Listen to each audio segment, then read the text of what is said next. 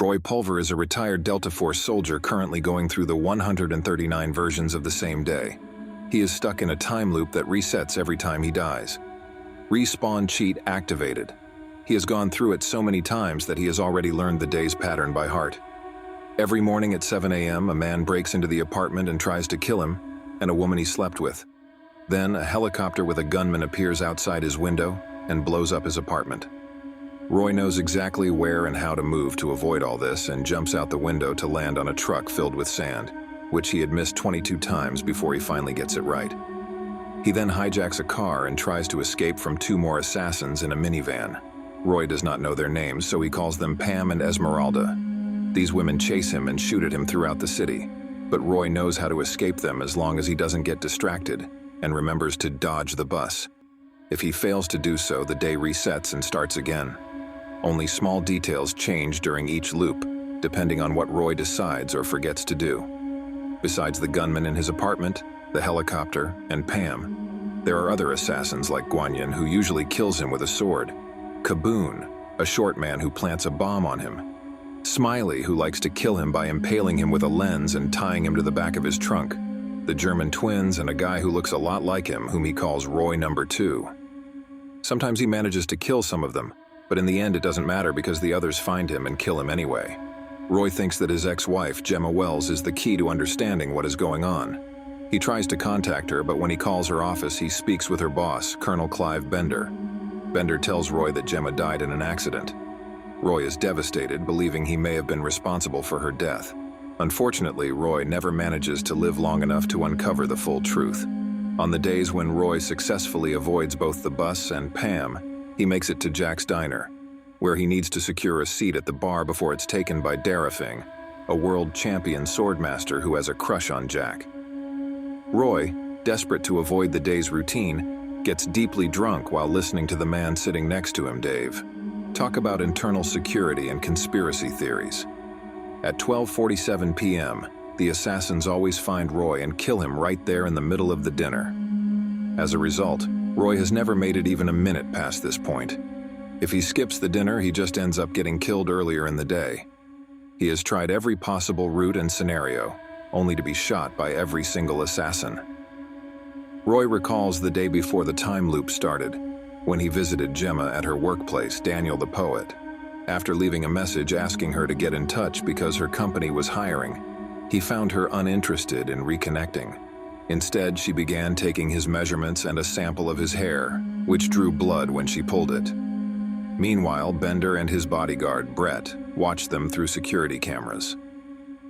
Roy asks Gemma about a strange machine she's working on. She explains that it can manipulate time and space and even destroy the planet if misused.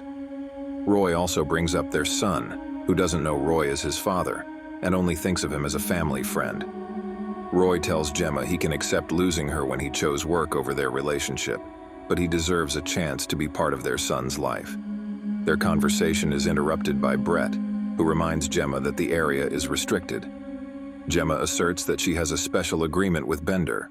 When Roy tries to hand over his resume, Brett informs him that they aren't hiring, revealing that Gemma lied. Before Roy can say more, Gemma sends him away.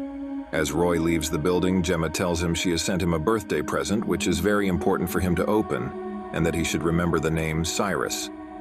Meanwhile, Bender, displeased that Roy has learned about his experiments, orders Brett to handle him by hiring random mercenaries instead of trained soldiers, making it harder to trace the assassins back to them. Bender also calls Shaman to his office and reprimands her for breaking security protocols by allowing Roy to visit. That night, Roy goes to a bar and picks up a woman named Alice, a dental hygienist. She is just another in a long line of one-night stands, and the bartender points out that Roy will never be happy with these fleeting relationships because he's still fixated on his ex-wife. While Alice is in the bathroom, Roy receives a call from Gemma. She tells him she's about to do something drastic and needs his help, but before she can explain further, Bender cuts off the line. Roy can tell Gemma is upset, but he chooses to return to his place with Alice instead of trying to reach her again. While Roy and Alice are having fun together, Gemma takes some of Roy's hair and blood and puts them in a tube. She then inserts the tube into a machine she has been working on. Seeing this on the security cameras, Bender decides Gemma is a threat and sends Brett after her. This is the last normal day Roy will have before the loop starts over. After recalling his conversation with Gemma, Roy realizes he hasn't opened the birthday present she sent him. He finally opens the package and finds a book titled Iset and Cyrus, along with a note from Gemma that says, "Time waits for no man." Roy gets so distracted by the book that he forgets to avoid the assassins. He dies 2 more times before managing to escape with the book. He discovers a hidden button in the car he always steals, which makes the car go much faster. This causes him to miss the exit to Jack's diner and end up at an underground Atlanta mall. There, he sits down to read the book Gemma left him. He doesn't understand how the story of Iset and Cyrus relates to his situation, but is interrupted when he sees his son, Joe, buying something from an older kid. Realizing Joe is his only family left now that Gemma is dead, Roy follows Joe into an arcade where they hold sports tournaments. Every time Roy walks near a screen, it glitches, but Joe doesn't notice. Roy approaches Joe, scolds him for skipping school, and asks what he bought. Joe shows him it's just cards, not anything illegal. Roy invites Joe to lunch. As they leave the arcade, Roy notices it's 12:50 p.m., the longest he has ever lived since the loop started. He realizes that a tracker must have been put on him, and the metal walls of the diner and the underground mall kept him safe.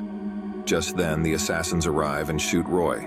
He grabs Joe and shields him from the bullets, dying while telling Joe he is his father.